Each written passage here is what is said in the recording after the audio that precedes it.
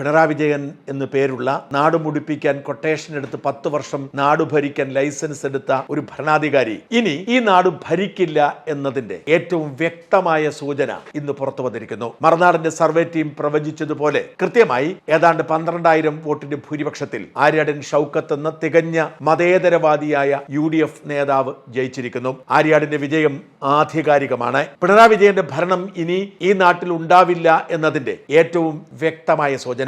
അതിനേക്കാൾ മറുനാടൻ പ്രേക്ഷകർ ഇഷ്ടപ്പെടുന്നതും സന്തോഷിക്കുന്നതും PV അൻവർ എന്ന ക്രിമിനലായ രാഷ്ട്രീയക്കാരന്റെ അന്ത്യം കുറിക്കാൻ ഈ തെരഞ്ഞെടുപ്പ് കാരണമായി എന്നതുകൊണ്ട് തന്നെയാണ്. അൻവറിന് സ്തുതി പാടുന്നവർ ഇപ്പോഴും അത് തുടരുന്നു. എന്നാൽ അൻവർ എന്ന രാഷ്ട്രീയക്കാരൻ കേരളത്തിന് ആവശ്യമല്ല എന്ന് നിലമ്പൂരിലെ ജനങ്ങൾ വിധി എഴുതിയിരിക്കുന്നു. അതിനേക്കാളൊക്കെ നമുക്ക് സന്തോഷം നൽകുന്നത് ഇനി തുടർ ഭരണം ഇല്ല എന്നതാണ്. ഭയപ്പെടുത്തുന്ന അടയാളങ്ങളായിരുന്നു നമുക്ക് ചുറ്റുമുണ്ടായിരുന്നത്. ഈ നാട്ടിലെ ജനങ്ങളെ എങ്ങനെ വേണമെങ്കിലും കബളിപ്പിക്കാം.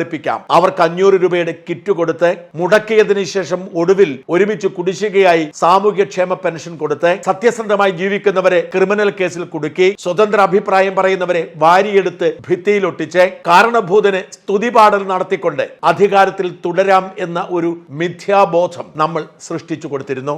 5 വർഷം ഭരിച്ചു മുടിച്ചിട്ടും കടമെടുത്ത് നാടിനെ തീരാക്കയത്തിലേക്ക് തള്ളിവിട്ടിട്ടും അതിനേക്കാൾ വലിയ ഭൂരിപക്ഷത്തിൽ നമ്മൾ ക്യാപ്റ്റൻ എന്നും കാരണഭൂതനെന്നും വിളിച്ച് വിജയിപ്പിച്ചു കൊടുത്തു. ഇന്ന് 9 വർഷം തികയുമ്പോൾ ഈ നാട് എത്രമാത്രം വേദനിക്കുന്നു, നിരാശപ്പെടുന്നു, കുറ്റബോധത്തിൽ ജീവിക്കുന്നു എന്നതിന്റെ തെളിവാണ് നിലമ്പൂരിലെ തെരഞ്ഞെടുപ്പ് ഫലം. CPMന്റെ സിറ്റിംഗ് സീറ്റിലായിരുന്നു തെരഞ്ഞെടുപ്പ് നടന്നത്. കഴിഞ്ഞ തവണ 2700 വോട്ടിനും 2016 10,000-ലധികം വോട്ടിനും ഭൂരിപക്ഷത്തിൽ ജയിച്ച PV അൻവർ സ്വതന്ത്രനായി മത്സരിക്കുന്നു.